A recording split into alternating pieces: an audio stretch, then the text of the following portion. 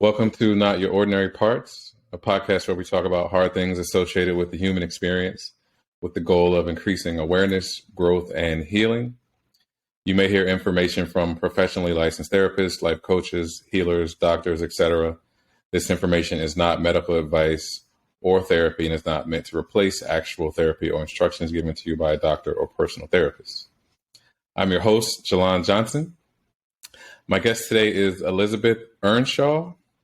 Elizabeth is a licensed marriage and family therapist, the founder of A Better Life Therapy, the author of the best-selling book, I Want This to Work, a relationship advice host on the iHeartRadio morning show, Good Risings, and co-founder of a premarital relational wellness company called Ours. So Elizabeth, welcome to the show. Thank you so much for being my guest. Thank you for having me. I'm excited to chat. So that the audience can get to know you a little bit better, can you tell us a little bit about yourself, please? Sure. So you did such a great job of introducing me. So I don't know what else I could say, but I'll dig in a little bit.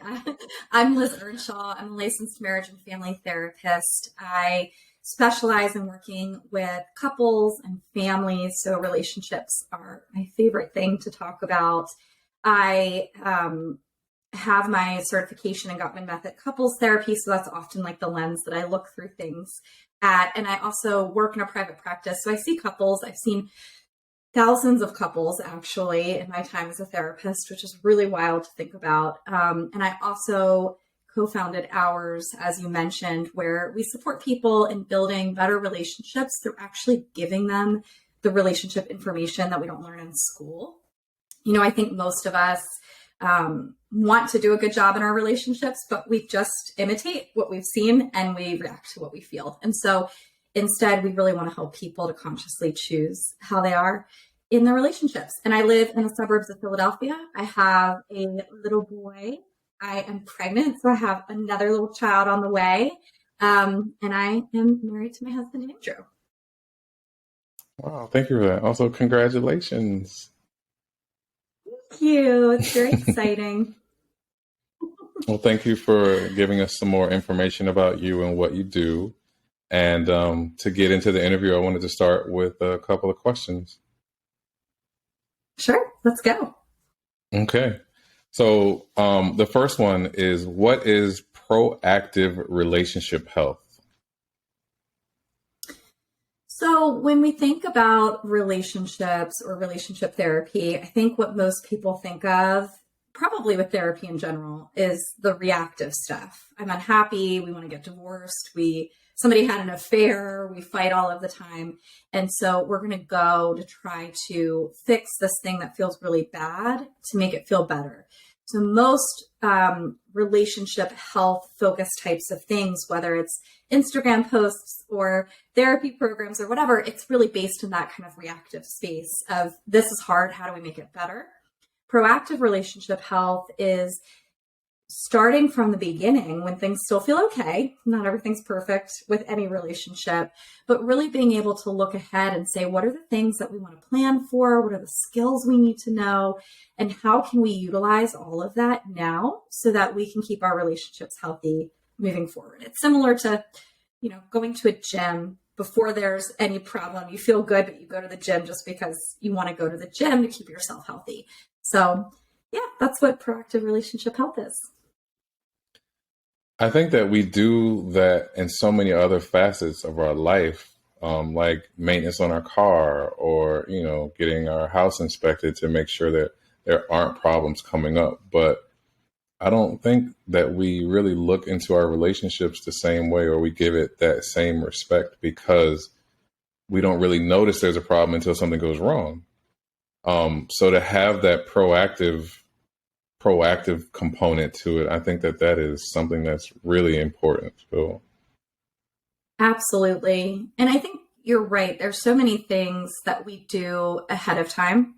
We get the oil changed, or we go to the dentist before we have the cavity, hopefully, so that our teeth can get cleaned. But when it comes to our relationships, we don't. And from researching couples and interviewing couples, a lot of that is very fear-based. There's a huge fear of, if I look under the hood, is it going to be a bigger mess than I can handle. And so people kind of avoid it, hoping we're just going to stay in a good place. We don't have to look at the messy stuff. And because we're happy now, we're always going to be happy. But the thing is that all people, they struggle at some point when they're navigating life with another person. And so you're going to have to look under the hood at some point. You might as well do it when it's not as much of a mess, when you're closer to the start of the relationship. That's so true. Such a good point. And I really like that you pointed out that a lot of stuff can be fear-based, because we may just be worried that if we do dig into it, we'll find an issue. But it's better to find the issue early when things are good, like you said, than to find it later when things are, in a mess. So I really appreciate the proactive component that you have there. Yeah, super important. Okay, so what are some common relationship issues that you see when dealing with clients? So when people come to couples therapy in particular, I would say 99% of them all cite the exact same reason. And they say, we're here because we have communication issues. Mm. And that is a catch-all, right? People mean many different things when they say communication issues.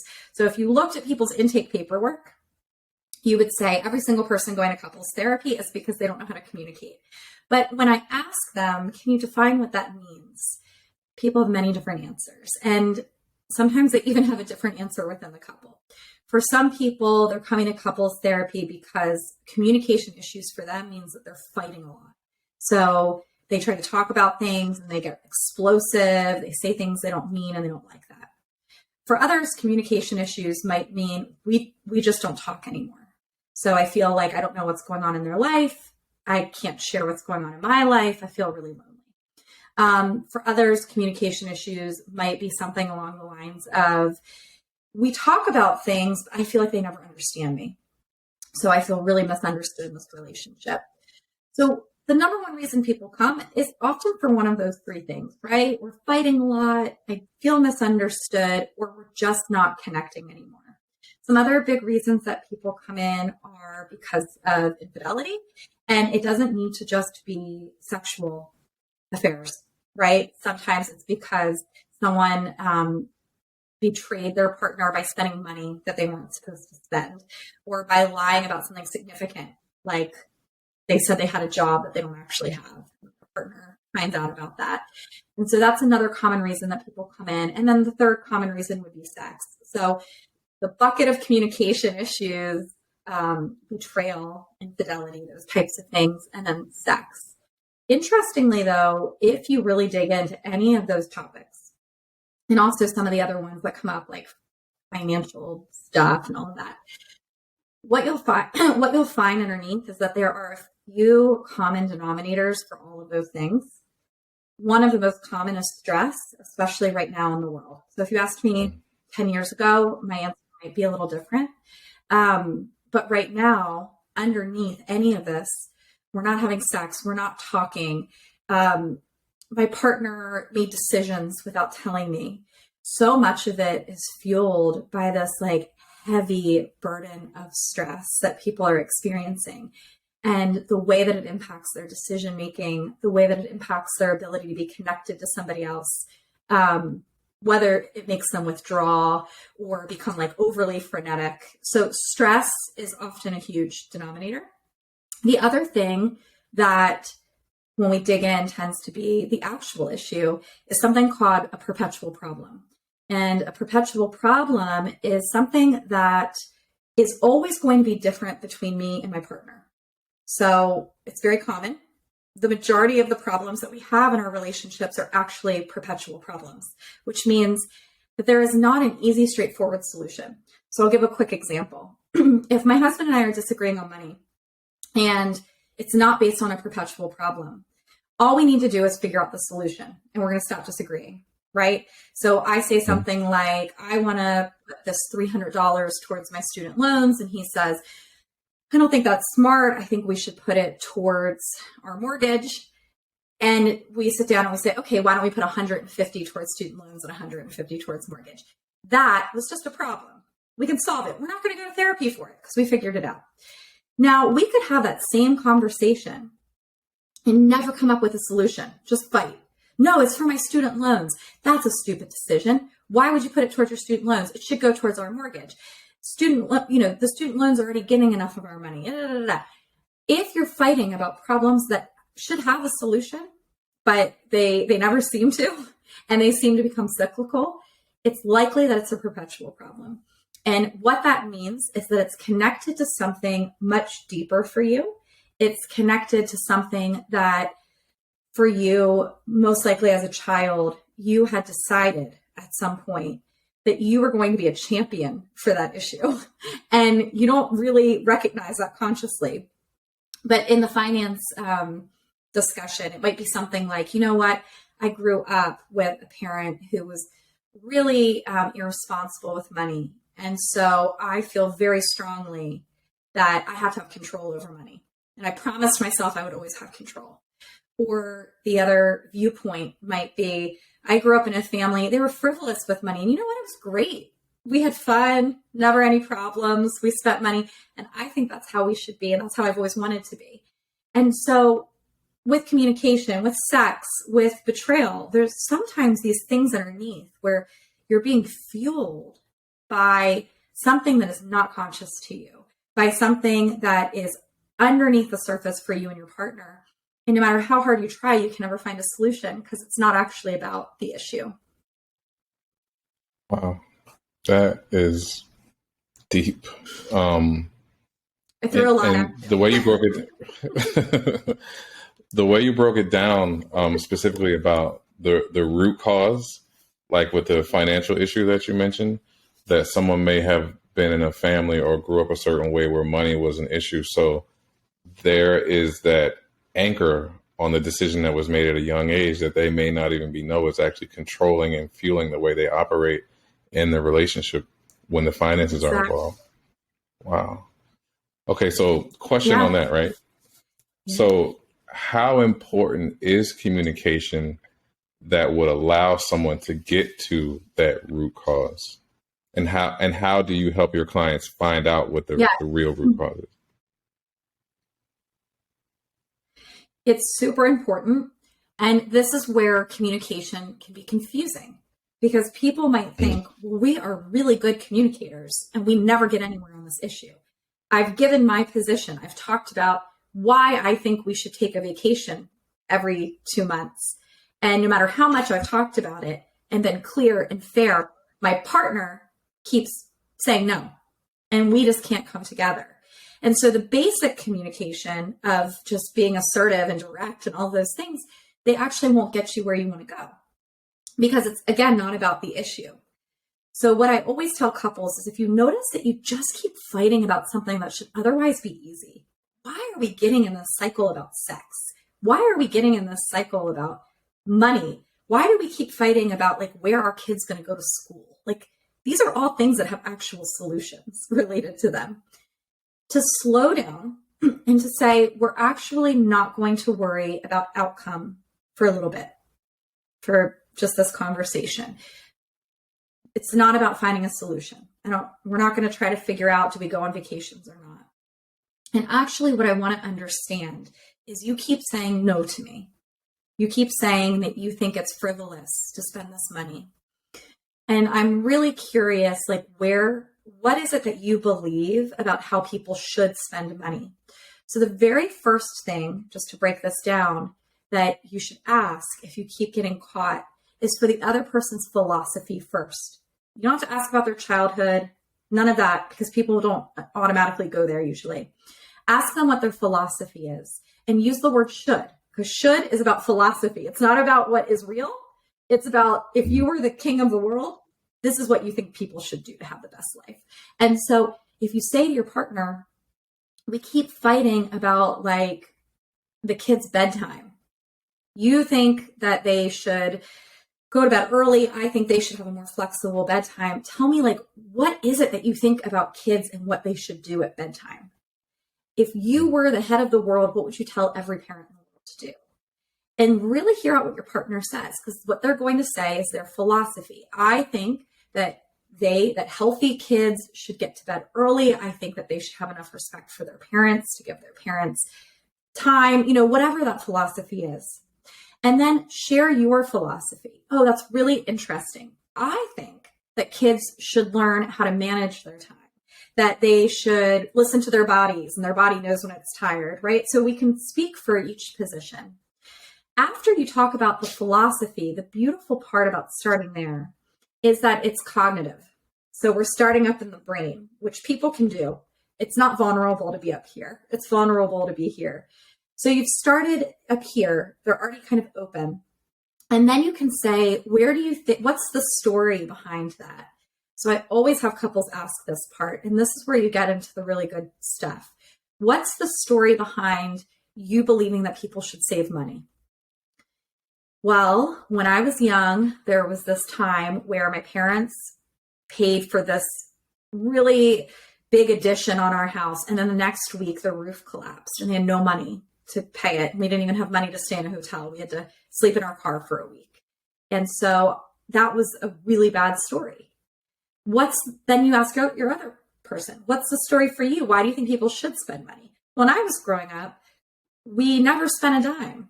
And my parents ended up dying and they had all this money and they never even went on a vacation. And I just don't want to be that way. So philosophy and then story. And then the next thing that you want to ask is, if we did it your way, what would that give you a sense of? And what that means is it would give the person a sense of something. If we save, it gives me a sense of security. If we spend, it gives me a sense of play or liveliness, whatever it is. So asking what it gives a sense of, and then finally saying, if you don't, then what's the biggest fear? And this part's often really beautiful because people have some pretty significant fears about issues that at the surface seemed maybe a little silly. Like if you just heard the issue, you'd be like, all you have to do to solve this is X, Y, and Z. But they'll say, well, my biggest fear is if we take these vacations, that it won't just be the vacation. It'll be spending this and this and this. And then one day we could actually end up homeless. And it's like, oh my goodness. Like, I don't want you to feel, every time I talk about a vacation, you're feeling like it could lead us to be homeless. I don't want you to feel that way. So pausing, making it not about a solution, but about what is your philosophy? What do you believe? Where does that come from? What are you hoping to achieve for yourself? What sense in life do you want to have? And if I am not going to go along with this with you, what's the worst? What's the catastrophe? What's the bad thing that happens? By doing this with each other, you're understanding each other. And once people feel understood, they feel safe. Because if you understand that the reason I'm saying no is because I'm scared, then it's not that I'm being a jerk. It's that I'm scared. And then you can help me to feel safe. Safety is everything. And it's so funny how it literally, in almost every facet of our life, plays a part in something. And what you just described, that is communication at the baseline, at the root cause of what the major issue is. So if you fight about the behavior resulting from that, you'll never really understand. So the way you broke that down, my goodness, that's incredible. Because now if I feel heard, if I feel understood, if you know the real reason, and then you can find an answer or a solution that makes me feel safe, no more issue. For that specific reason anyway. Exactly. All of a sudden it becomes easy because you're like, oh, well, if you're worried we're going to be homeless, I certainly don't want that to be the case. And if your partner's able to say, well, if you're worried we're going to die and never have any fun, I don't want that to be the case either. What could we do together so we both feel good? What would happen if every month we put $200 into an account and whatever's in there at the end of 6 months, we use it for a vacation? That means that everything else that we had maybe got saved. So we're not going to end up homeless, but we still have the fun and the play. Or what if we each have our own account and I use my account to be really saving and to make sure we're safe, and you use your account and have fun and play.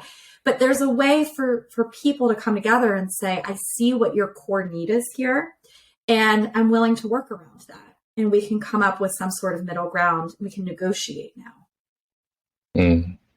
I think the core need is literally where it is at. And I wonder if so many people who haven't worked, they didn't work because they didn't get to the core need.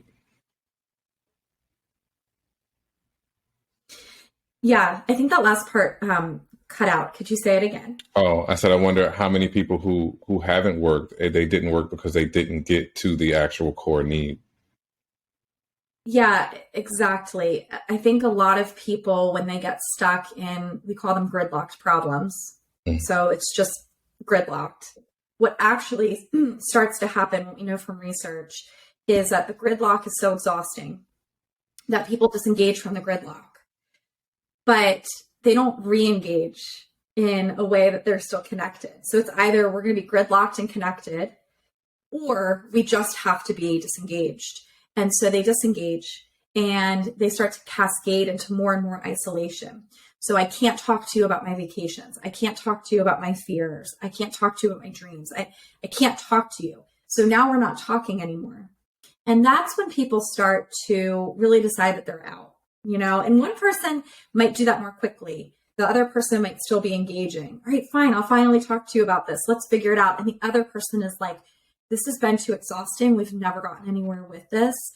I feel so disengaged that I'm willing to end this relationship now because I don't feel any of that connection anymore. I see. We spoke about this just a little bit and the root cause, but I wanted to ask, how are fear and conflict really connected? They're hugely connected. When everybody gets into conflict, not all conflict is about fear. We can just have a difference in opinion, right? And not all conflict is the scary type that we don't like to get into, right? It's not always yelling or disliking each other or whatever. You and I could have a conflict over sports, and I could say, I don't think that was a good call. And you could say, I do think that was a good call. We're just having a conflict, but we're okay. And it's not because we're afraid. But the type of conflict that becomes something that when you walk away, you're like, who was I? Why did I speak like that? Or why did I withdraw in that way? It's almost always laden with fear. A fear that something really important to you is being threatened, that you're not going to be listened to, that the other person is going to leave you, not love you, that the other person is going to control you. That's a huge fear for people. And so because we're afraid, we start to act from a place of fear. Now, when people are afraid, they actually start to become overwhelmed by stress hormones in those moments. And this is something I think is so important for people to know, because we don't talk about this piece, which is once you've started to get fueled with stress hormones, you aren't going to act the way you want to act. And so I could give you all the communication skills in the world. I could tell you you're supposed to ask your partner about their philosophy and dig into their fears and all of that. You're not going to be able to do it, because the more afraid we become, the more our stress hormones increase, the more of a self-preservationist we become. And we start to say, I need to protect myself. I want to make sure that you're not going to take away something that's important to me. I want to make sure that you don't get your way and I don't get my way. And our biology actually starts to send these hormones into our brain. And the front of our brain, the top part of our brain, turns off. And we go into what's called the basement brain. And the basement brain is what we know as fight, flight, freeze, is how we can respond in those moments. And so we start being a fighter. You're an idiot. You never listen to me. I can't believe it. I married you. You're just terrible. No, talk to me. You have to talk. Do not walk away from me, right? So that's our basement brain. Or we go into freeze. And a freeze is what looks like to outsiders like you don't care. So you cross your arms, the person's saying, don't look at me like that, talk to me. And you're just looking off and you're saying, I don't want to talk to you. You're just frozen. Or you go into flight, and this is where people stomp out of the room. I'm leaving. I'm done. I'm ending this relationship. On a lower level, it might just be I'm stomping out and slamming the door. And so I'm getting away from this problem. That's all coming from this bottom part of your brain that is totally fueled to survive. It would be really great if you were being chased by a saber-toothed tiger, because you would have to lay down and play dead or run away or hit the thing.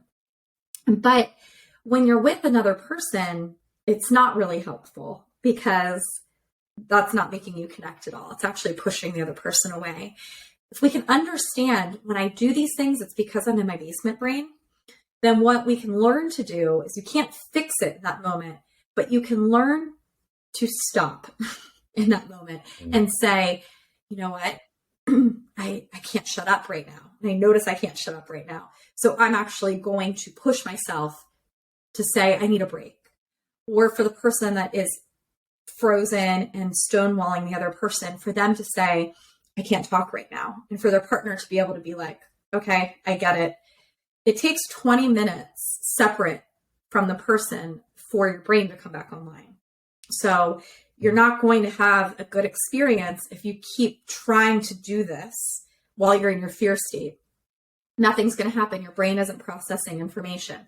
And so separating for 20 minutes, taking a shower, talking to a friend, writing in a journal, being separate from that conflict is what can really be helpful in terms of dealing with the response to the fear. Wow. So if you're in the basement, quote unquote, you need a minimum of 20 minutes to come back upstairs. Wow. You need a minimum of 20 minutes before you can come back upstairs. That's a good imagery. You're in the basement, you're not upstairs yet. Wait 20 minutes and then try to come back. The really amazing part is that once you come back, all the things that make us relational is up here in the top of your brain. And so once you come back online, you have humor again, you have affection, you can problem solve, you can have empathy. It is absolutely impossible for a person with just their basement brain to have those things. And so you'll know that you're back in your brain when you can like laugh at something again. You know, I know that I'm in my basement brain every single time that I no longer laugh at my husband's joke in the middle of a fight. You know, if he tries to, we're arguing and he tries to lighten the mood and he says a joke and I say something like, you have to be kidding me. That's not funny. I know, just shouldn't talk right now because I have no sense of humor. It's cool that you gave.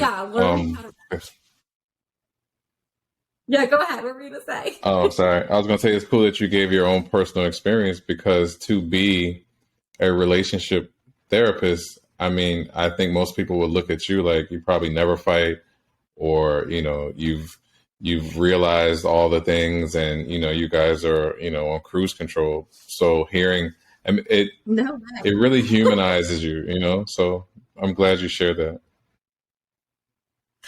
Yeah, you know, I have a great example from real life of how this looked in my house a couple days ago, and I think it's relatable. So I'll share it if that's okay. Okay, sure, of course. My son, he was being a 5-year-old all night. He was not listening to anything, spilling things, pulling stuff out of closets, putting messes on top of messes. Like, he was just off the walls. And my husband had said to him, you know, if you do this one thing, it's going to break this thing that you're holding.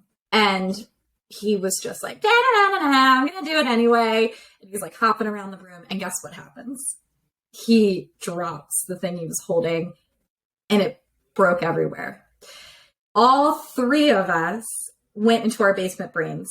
So my son, he froze and he was like, his eyes were wide open. And my husband went into like fight mode.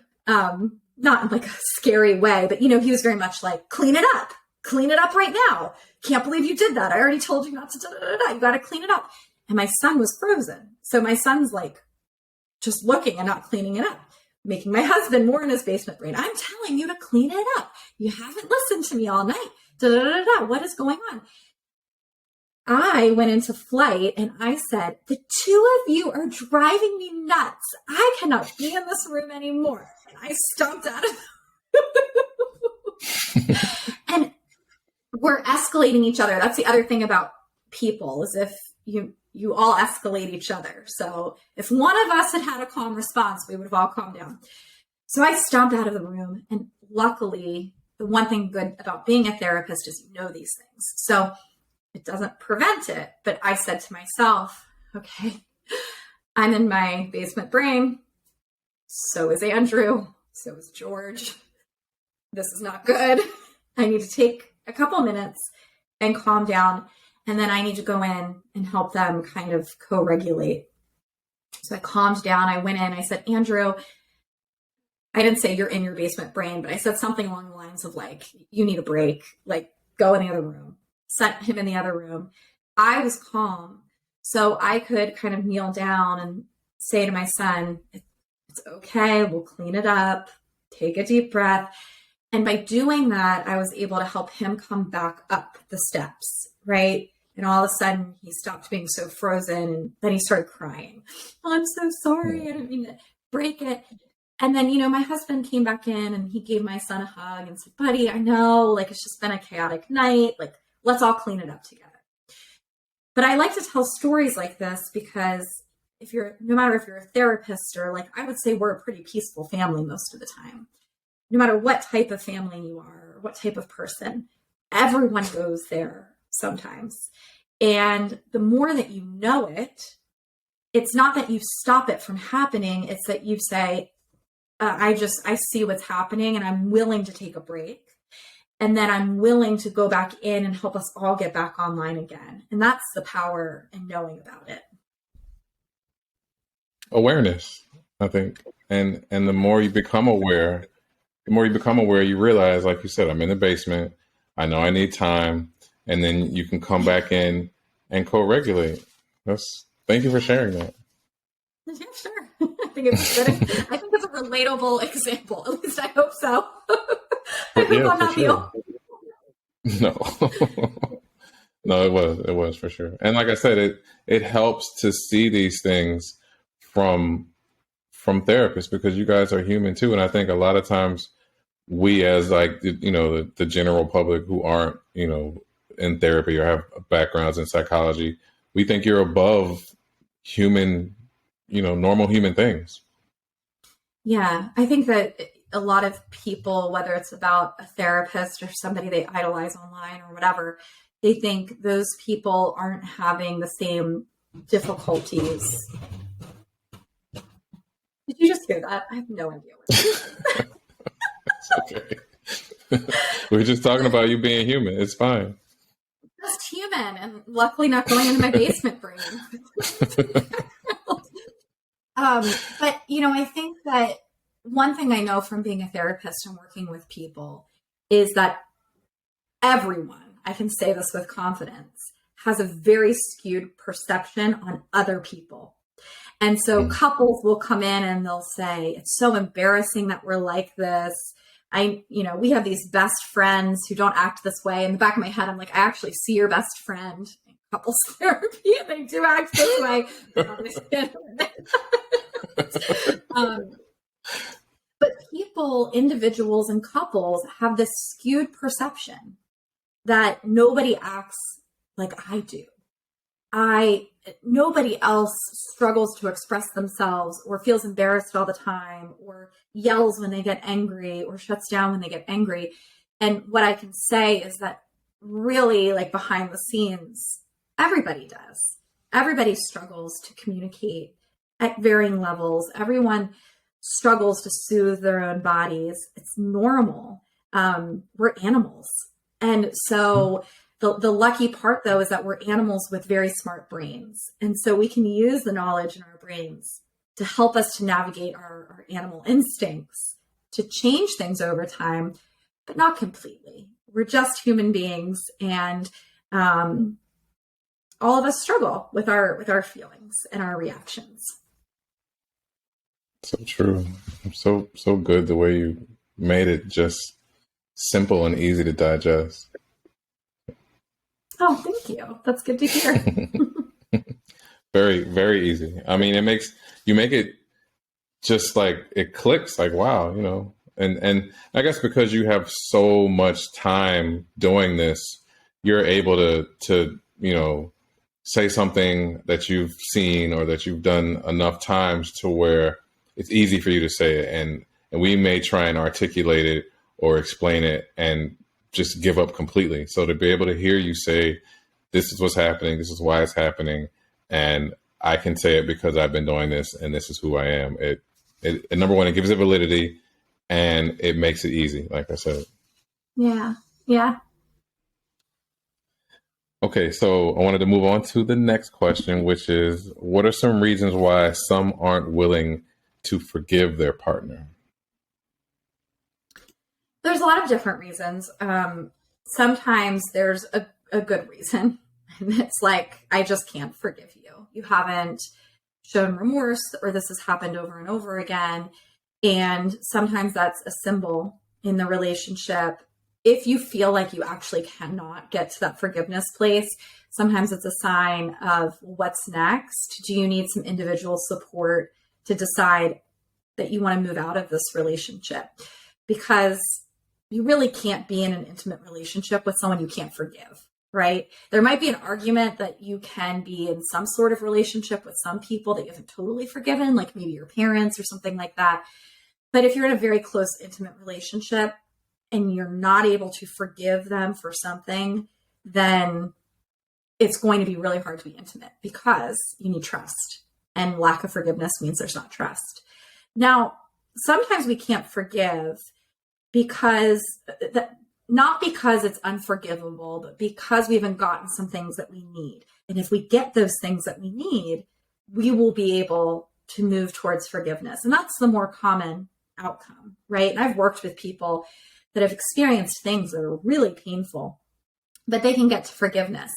And when I'm working with people on these experiences, we go through a process. The first part is atonement, and then we move to attunement, and then we move to attachment, like being connected again. In that attunement phase, what people really need is, number one, patience. So if I'm really hurt by something, and we're in the atonement phase, and I say to you, I know I keep bringing this up, but I just still can't believe that you lied to me. Or I can't stop thinking about you at the restaurant with that person you were cheating on me with. Or tell me again, like, how did you meet them? Or tell me again, like, where were you going during the day when you said you were at work? When people aren't patient with that questioning, what happens is they say something like, when is this going to stop? It's been a month now. You've got to stop questioning me. You have to get over it. That patience piece looks like saying, I know you're still upset about this. I'll give you the same answer again. Here's the answer. Thank you for asking me the question. I want you to feel secure. I'll keep answering for you. I'm so sorry I hurt you, that you keep having this come up. If you can be patient, and this is the part I really have to coach people on in therapy. It's kind of hard to do it on your own because it starts to get irritating. You're a human being, right? But if you can be patient, that helps lead people towards forgiveness. And this isn't just romantic relationships, right? Like if a kid is kind of working through forgiveness with their parent and randomly they keep saying, why did you stay with dad? I still don't understand it. Or I'm still really mad at you for what you did when you left us for 6 months when I was little. How could you have done that to me? The parent who says something like, you're 37 years old, you need to get over it, is not going to get the same type of forgiveness from their child as a parent who says, you can keep bringing that up to me. I should not have left you for 6 months. I get that you're upset about that. Or, you know what? I don't know why I stayed with your dad, even though there was abuse. And you have every right to be upset about that. Thank you for bringing it up for me. So if people don't receive that patience, it's hard to forgive. The second thing that's really important is people like to see remorse. And I know that sounds kind of like sadist or something, but people like to see that somebody else is hurt because they hurt you. And so if I'm telling my partner, you broke my heart, I'm devastated, and my partner doesn't look like it's hurting them, and they say, I'm sorry, but it doesn't look like it hurts, it's actually kind of hard to forgive. When I've worked with couples, they could both say the same thing, but there's going to be a couple that moves forward and a couple that doesn't. And the couple that usually moves forward is the one where the partner is like, I feel so hurt because you're hurting. Or they cry when they give their apology, right? And they say, I'm embarrassed. I can't believe I hurt somebody that I love so much. Or I'm heartbroken that your heart is broken. Seeing that remorse, and everybody's will look different. Not everybody cries and all of that, but you can see it. You can feel it. The other thing that people tend to need for forgiveness is for you to explain what you know about yourself. That's going to make it different in the future. So I'll use the parent example. A parent saying something like, I'm so glad you brought this up to me again, and I'm really sorry. It makes me sad to think that you wanted me and your dad to split up and that you were so upset about it. What I know about myself now is that when I was younger, I didn't have a lot of confidence. I have confidence now. And I want you to know, like, if I could do it again with this confidence, it would be very different. With an affair example, it might be a partner saying something like, when I made those choices, I was not insightful about myself. I was feeling, resentment that I wasn't talking about. And I am not going to get to that place again. I go to therapy now. I'm talking to you now. I'm very committed to being different. Being able to explain how you were different is really powerful. And then obviously, like, actually saying sorry. And so when people struggle to forgive, something I often say is like, which of these was missing? Like, are you not being patient? Is there not been remorse? Are you not explaining like what you know about yourself? And really, has there been an apology?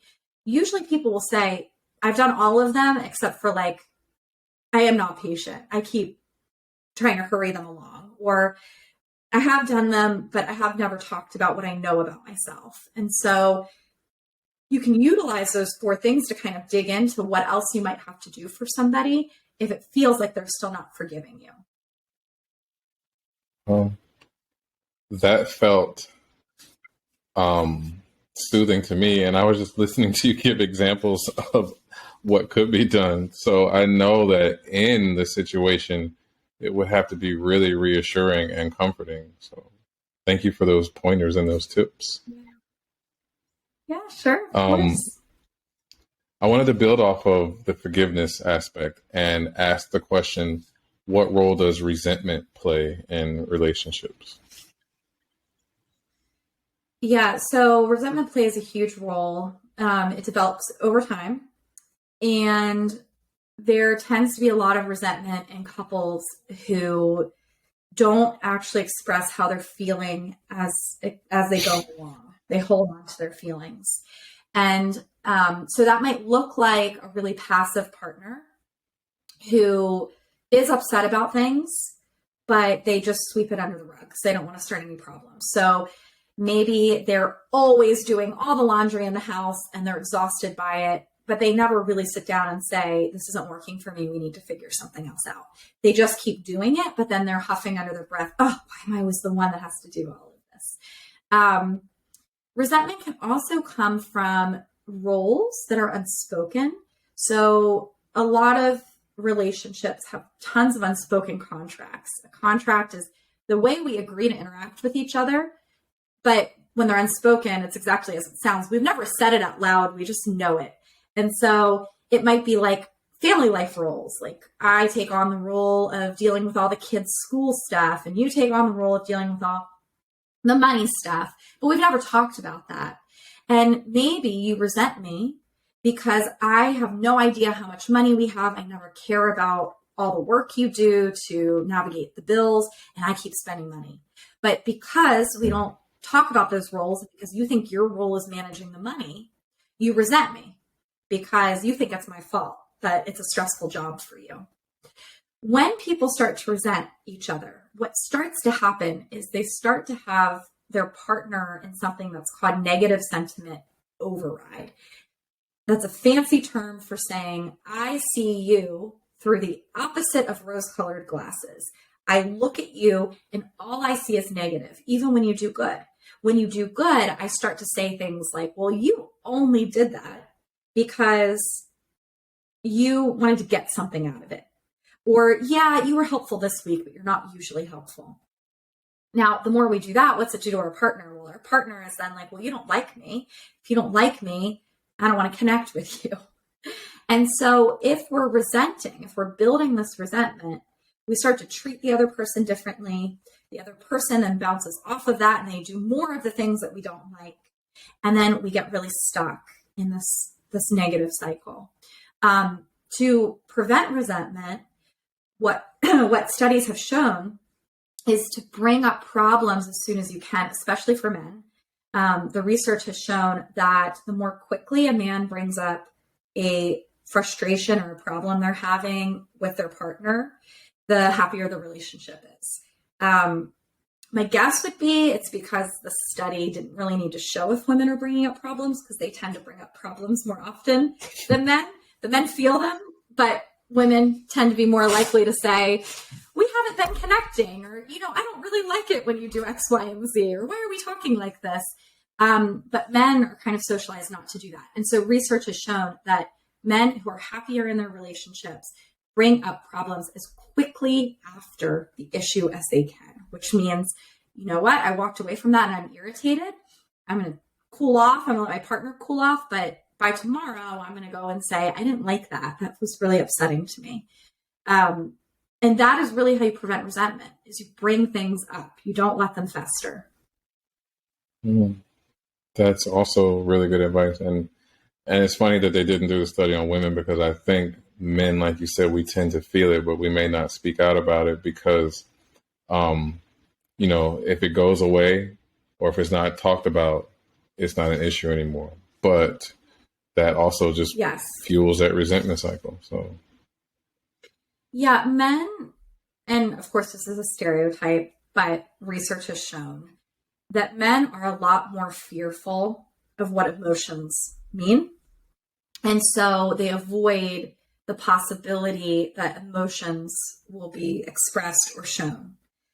So where a woman, stereotypically, is less likely to be afraid of the emotion, they're more able to say something like, I was really upset with you earlier, because they're more comfortable with the idea that you might say, well, I'm upset with you too, right? It's okay to say emotions. Whereas a guy at any risk is going to avoid that. And that's also why men tend to be less likely to want to go to couples therapy, is because they know that once you go there, there might be feelings and they don't know what to do with those feelings. And so it's like, I'm going to stay up here in my cognitive brain. We've solved the problem. We're not fighting about it anymore. Why would I talk about it? Because if I talk about it, we're going to be here and I don't know what to do with that. If we're here and we just have a solution, I know what to do with that.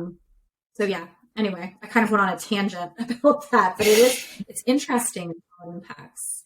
So interesting. Couples and yeah. So interesting. Yeah. The way you just broke that down, like, wow, it makes so much sense too. And I saw myself someone in that, because, I'm solution driven.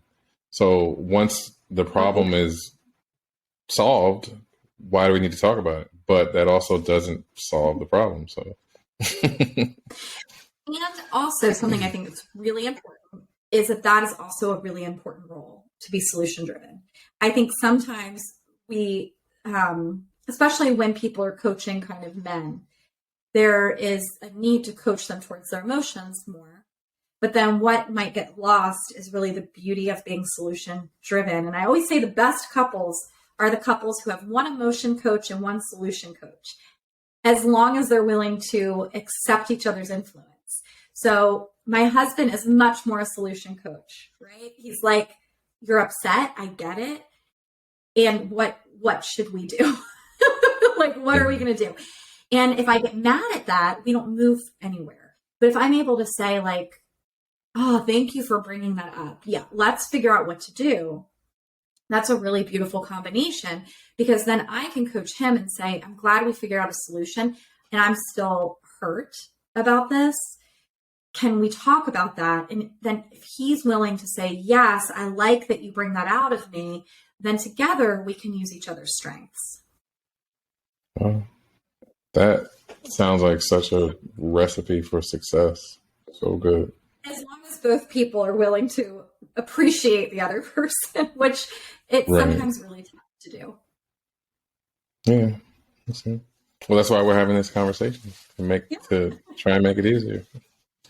Okay. I saw something that you posted that I wanted to ask you about.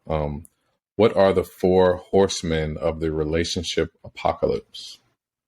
So Dr. John Gottman is a relationship researcher. He's been researching couples since the 70s, thousands of them, and puts them in love labs, which are either actual laboratories or he watches them in their apartments as they communicate.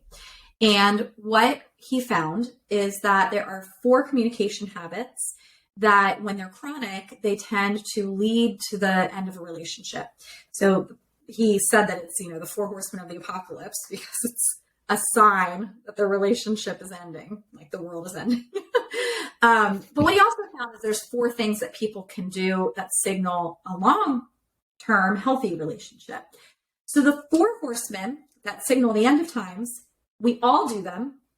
It doesn't mean we're all doomed, but if you do them chronically, it's going to be really hard to have a good relationship. And what they are is criticism.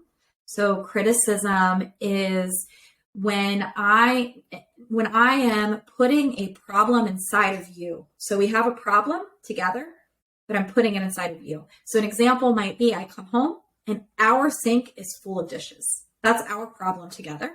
But instead of saying, whoa, we have a problem, our sink is a mess, what is happening?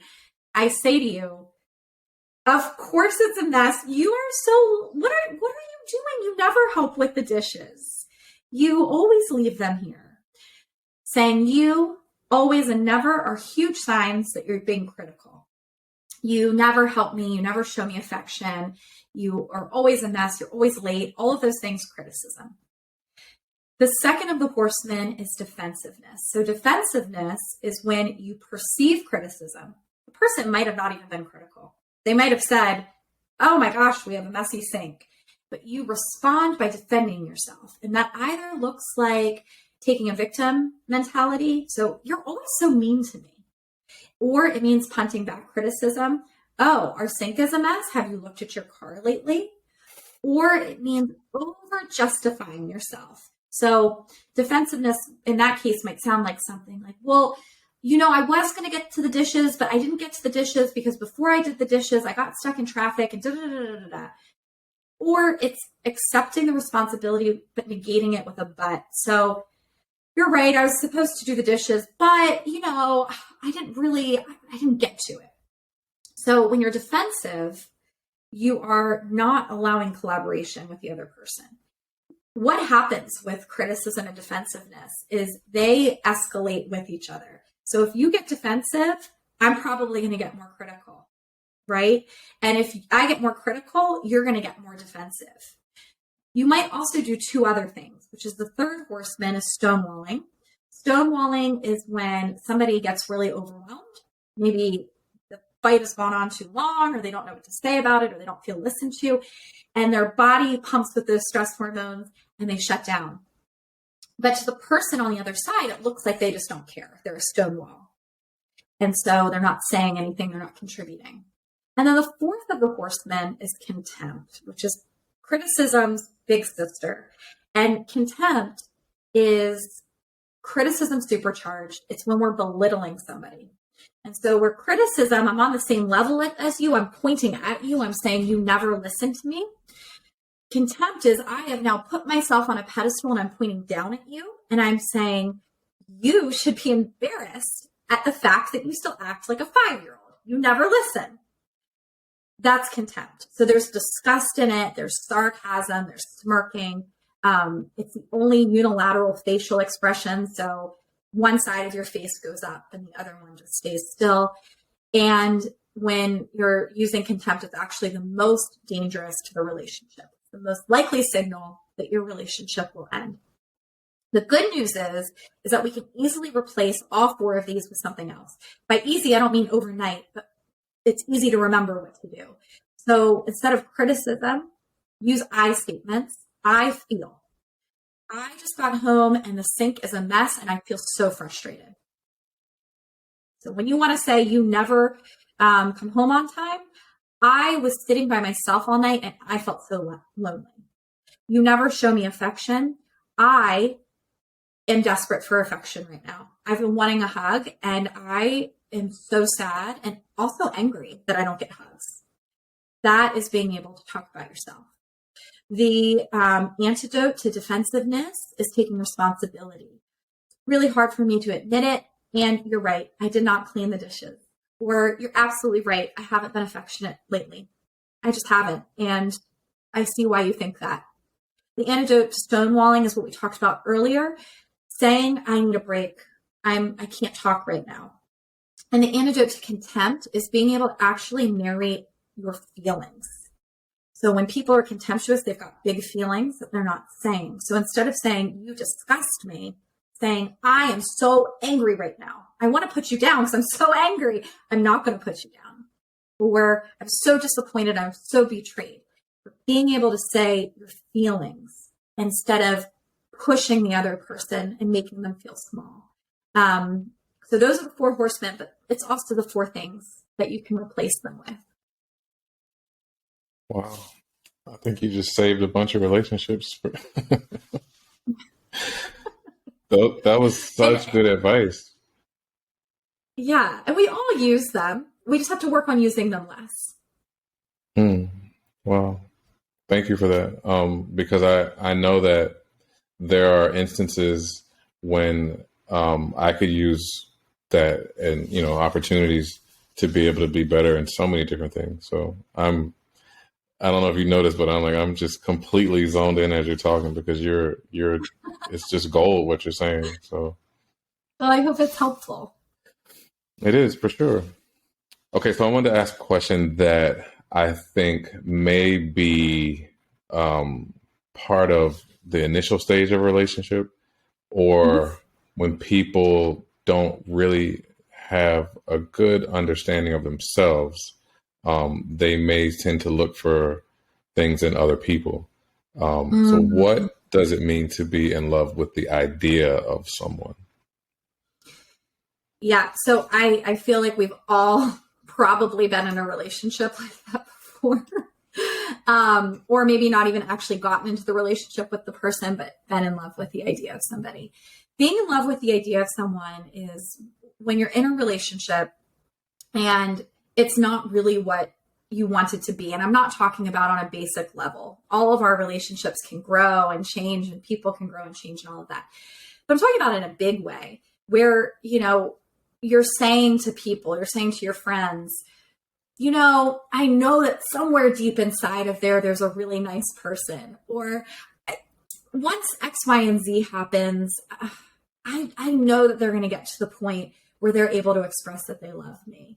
Or I can really see them being successful in the future and meeting all of their goals. I know they're not doing anything right now, but once they get that motivation, I know they're going to do it. You're in love with this idea of who they're going to be. You're not in love with who they are right now. When you catch yourself doing a lot of that future talk to make this a reasonable partner for you, it's really important to reflect on, do I actually like who they are? Because yes, people can grow and change and all of those types of things. But if they never grew and never changed from this, am I able to say, I love this person and I feel loved by this person right now? Or if everything have a caveat where I'm saying, I'm in love with this person because I know one day, or I don't feel loved by them right now, but I know one day they'll be able to love me. If that's what you're doing, then it's likely that you're in love with this idea of somebody. Wow. And I think if you can't answer those questions right then and there, or if you can answer them and the answer is no, then that kind of gives you an idea of where you should be instead of projecting Yeah. on what this person could potentially be, because they may never reach their full potential or what you think they should Yeah. You might think that their full potential is something different than what they even want for their own lives. be. Right. Wow. Yeah. That was a good one. Okay, so Thanks. now another question. How important is it for each person to maintain their own identity within the relationship? It's really important. When people lose their identities in relationships, at first it kind of feels okay because you're like super head over heels with somebody and you're like, oh, I don't need my own things anymore. I just want to spend time with them all the time. Over time, though, you're in a real relationship with someone and you're still with yourself. And we talked about resentment earlier, and resentment can really come from not having that self-identity. So if you start to believe I've given up the things that are important to me, my values, my goals, the things I do for this relationship, then you're really putting a lot of pressure on the relationship. You're saying it's all the relationship's fault that I'm not me anymore. And so even at the beginning of a relationship, just being really mindful, am I still focusing on, am I still doing the things that are important to me? Even though right now I'm pumped with hormones and I don't necessarily want to, am I making sure to still nurture my friendships, my goals, and all of those types of things? I think there is a big importance to it, and I appreciate you expounding on that. Yeah. Okay, so let's say you have realized that it's not the idea of the person that you're in love with and that you're doing all things well, but you get to a point where you feel like you have outgrown your partner. Does that mean that you have to move on? It doesn't mean you have to move on. Like anybody can choose anything, right? Like some people, I've worked with people who are in relationships where they choose to still be married, and they both admit we've outgrown each other, but this setup works for us. But what is really important is if you've outgrown this person, how is this impacting both of you? Like, is this really a satisfying thing for both of you? Or are you staying in this relationship based on fear? If you're staying based on fear, and by fear, I mean, it could be like, what am I going to do after? Am I going to be alone? Will I ever find anybody else? Am I going to hurt their feelings? Is their family going to be mad at me? If that's the only reason you're staying in something, a really great reframe is that that's not fair for them either. Sometimes we do it because we're like, we don't want to hurt them, but it's more hurtful for a person to be in a relationship where they're not being fully cared about and loved, and where somebody's just sticking around because they feel bad, not because they actually want to be in a relationship. Okay, so I saw another post of yours that I want to quote, and it says, when something happens and couples don't talk about it, they become fault collectors. And I think we spoke about that a little bit already. Yeah.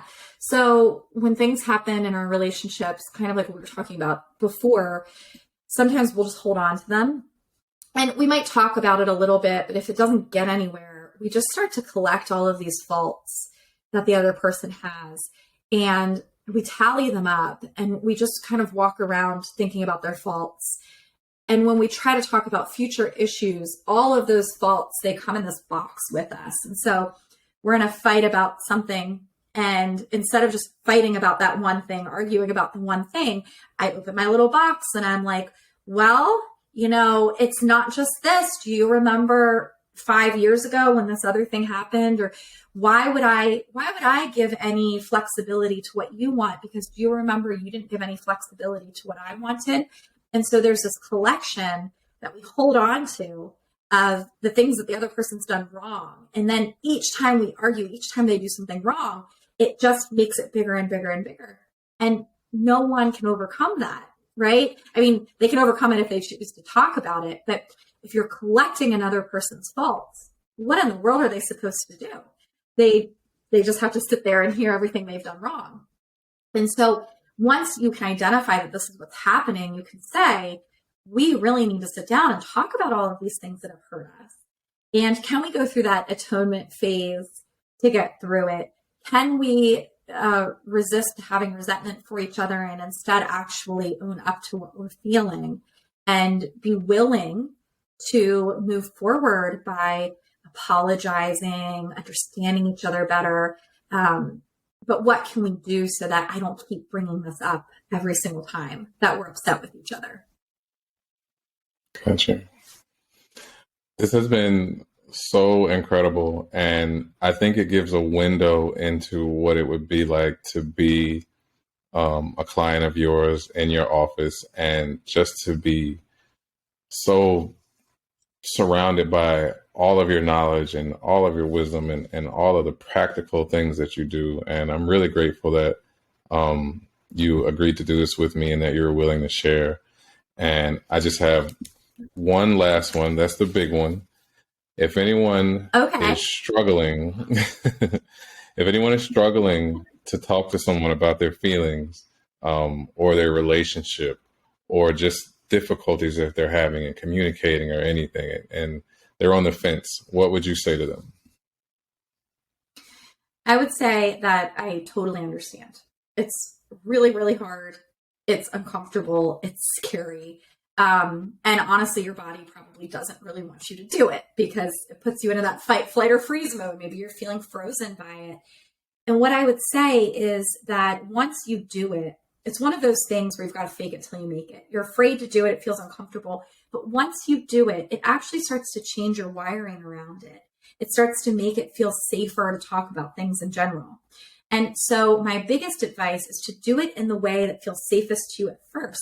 Maybe that means just journaling about it. And then maybe from there, it means that you email a therapist and you give them a little bit of insight into the email. Hey, this is what I'm looking for.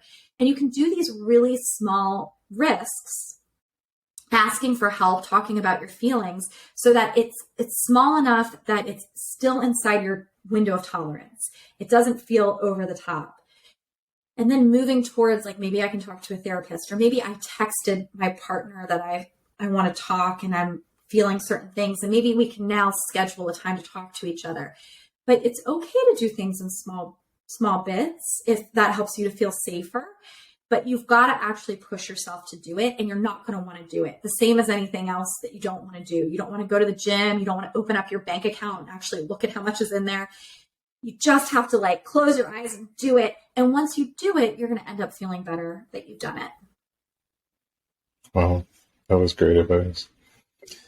That was great. Okay. This has just been great. Like I said, I'm overwhelmed with how many tools you've provided. And I think that this is going to be so wonderful for anyone that listens to it. And even if it's just one person, one couple, we still did our job. So.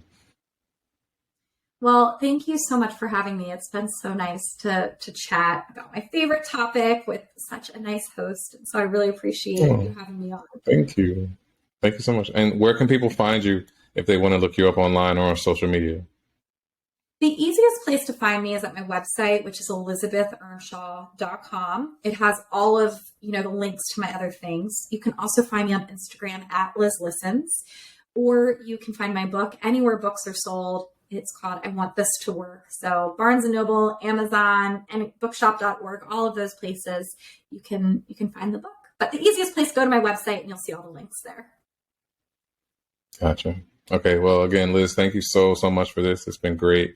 The way you do things, the knowledge that you were able to impart, I'm so grateful for it. And I'm sure everyone else will be too. So thank you so much. Thank you.